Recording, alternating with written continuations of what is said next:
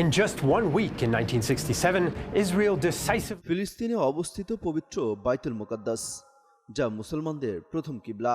এখানে মহানবী হজরত মুহাম্মদ সাল্লাল্লাহু আলাইহি ওয়াসাল্লাম মিরাজের রাতে এই মসজিদে নামাজ আদায় করেছিলেন। বরকতময় এই ভূমি নিয়ে তিনি বেশ কয়েকটি গুরুত্বপূর্ণ ভবিষ্যৎবাণীও করে গেছেন। বর্তমান ফিলিস্তিন ছিল প্রাচীন বিলাদুস শামের একটি অংশ। প্রাচীনকালে এই শামের অন্তর্ভুক্ত ছিল বর্তমান ফিলিস্তিন ছাড়াও সিরিয়া, জর্ডান ও লেবানন।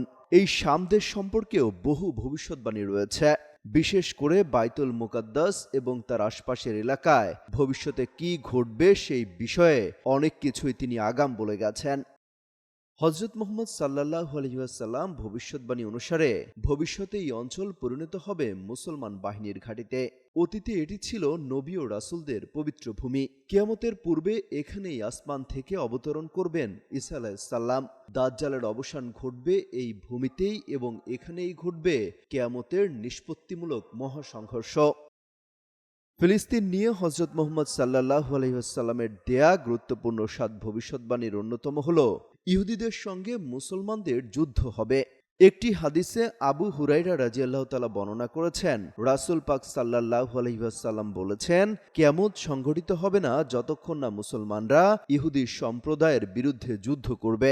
মুসলমানরা তাদের হত্যা করবে এবং তখন তারা পাথর বা গাছের আড়ালে আত্মগোপন করবে। তখন পাথর বা গাছ বলবে, হে মুসলিম, হে আল্লাহর বান্দা, এখানে ইহুদি রয়েছে, আসো তাকে হত্যা করো। তবে গারকাত গাছ এই কথা বলবে না, কারণ এটি ইহুদিদের গাছ। সত্যের পক্ষে বিজয়ীদের ভূমি হবে ফিলিস্তিন।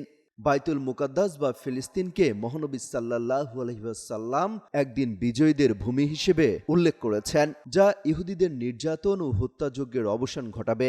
মুসলমানদের একটি দল তাদের বিরুদ্ধে সংগ্রাম করবে এবং বিজয়ী হবে।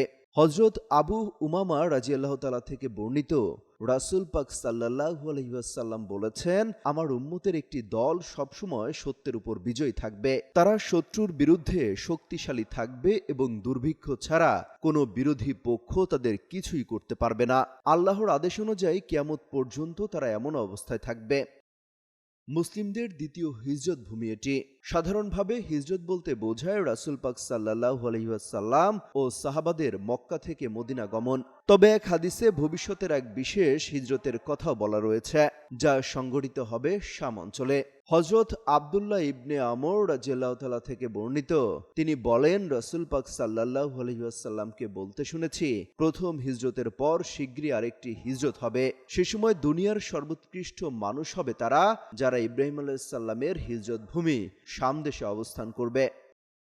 একসময় শাম অঞ্চল মুসলমানদের আশ্রয়স্থল হয়ে উঠবে এবং দামেস্ক শহরের পাশের গোতা নগরী তাদের সেনা ছাউনি হবে। হযরত আবু দারদা রাদিয়াল্লাহু তাআলা থেকে বর্ণিত, রাসূল সাল্লাল্লাহু আলাইহি ওয়াসাল্লাম বলেছেন, মহাযুদ্ধের সময় মুসলমানদের আশ্রয় হবে গোতা শহরে, যা দামেস্কের কাছে অবস্থিত। একটি অন্য বর্ণনায় রাসূল পাক সাল্লাল্লাহু আলাইহি ওয়াসাল্লাম ইরশাদ করেছেন, অচিরেই তোমরা শাম জয় করবে। সত্যবাদী দলের অবস্থানস্থল। রাসূল পাক সাল্লাল্লাহু আলাইহি ওয়াসাল্লাম এক হাদিসে বলেছেন, তার উম্মতের মধ্যে সবসময় একটি বিশেষ দল থাকবে, যারা সত্যের পথে অবিচল থাকবে এবং নিরন্তর সংগ্রাম চালিয়ে যাবে।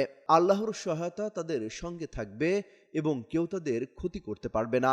শুধু দুর্ভিক্ষ ছাড়া কোনো ক্ষতি সাধন করতে পারবে না। এই অবস্থা কিয়ামত পর্যন্ত চলবে। ঈসা আলাইহিস সালাম এর অবতরণ স্থল ও দাজ্জালের মৃত্যু স্থান। ঈসা আলাইহিস সালাম বর্তমানে দ্বিতীয় আকাশে অবস্থান করছেন এবং কিয়ামতের পূর্বে তিনি আবার পৃথিবীতে অবতরণ করবেন। তিনি 2 ফেরেশতার ডানায় ভর করে সিরিয়ার দামেস্ক শহরের একটি উজ্জ্বল মিনারে অবতরণ করবেন। এরপর তিনি সিরিয়ার তবে লুদ নামক স্থানে গিয়ে দাজ্জালকে হত্যা করবেন। আল্লাহ তাআলা ফিলিস্তিনি ভূমিকে হাসরের ভূমি হিসেবে উল্লেখ করেছেন।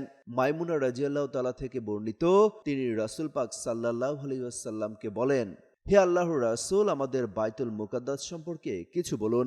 রাসূল পাক সাল্লাল্লাহু আলাইহি ওয়াসাল্লাম বলেন, বাইতুল মুকাদ্দাস হলো হাসরের ময়দান এবং পুনরুত্থানের স্থান।